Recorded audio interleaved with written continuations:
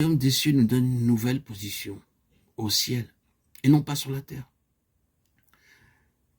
C'est quelque chose qui vient d'en haut et qui agit d'une manière transcendante dans chaque domaine. C'est quelque chose qui est vivant et qui conduit cette vie à s'élever. Ça signifie que si cette nouvelle vie vient du ciel, elle voudra toujours revenir vers sa source.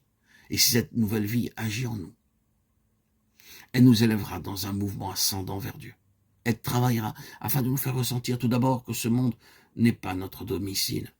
Il l'était avant cela. Tout nous y attirait jusqu'à ce que quelque chose d'autre arrive.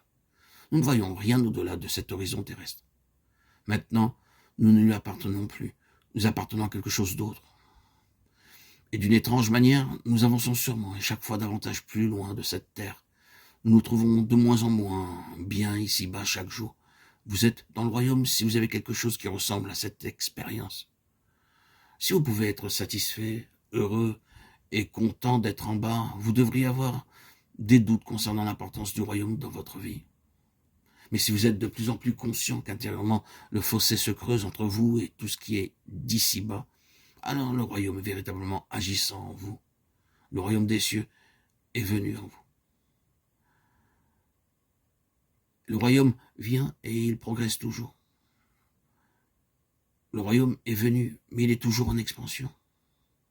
Nous y sommes entrés, mais nous devons y entrer toujours. Il y a un petit mot à la fin de la lettre aux Hébreux. C'est pourquoi, recevant un royaume inébranlable, Hébreux 12, 28. Le sens littéral paraphrasé de recevant est celui-ci. Est en cours de procédé de réception d'un royaume qui ne peut pas être ébranlé. Il est venu, mais c'est en cours. Et c'est à ce stade que nous avons besoin de reconnaître qu'il y a une distinction à faire entre la conversion et le salut. Est-ce que vous n'avez jamais fait cette distinction?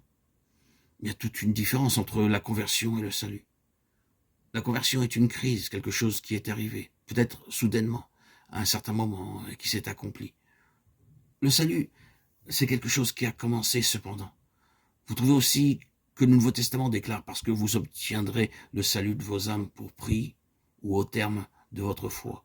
1 Pierre 1,9. Indiquant ainsi que ce salut est encore à venir. Certains ont bâti une doctrine fausse sur cela, enseignant que vous ne pouvez pas savoir que vous êtes sauvés jusqu'à ce que vous parveniez à la fin, parce qu'il en est parlé au futur. Mais nous sommes sauvés, nous serons sauvés. Nous sommes entrés dans le royaume par la conversion. Mais le salut est une bien plus grande chose que la conversion. Oh, le salut est une chose vaste. C'est seulement un autre mot pour le royaume.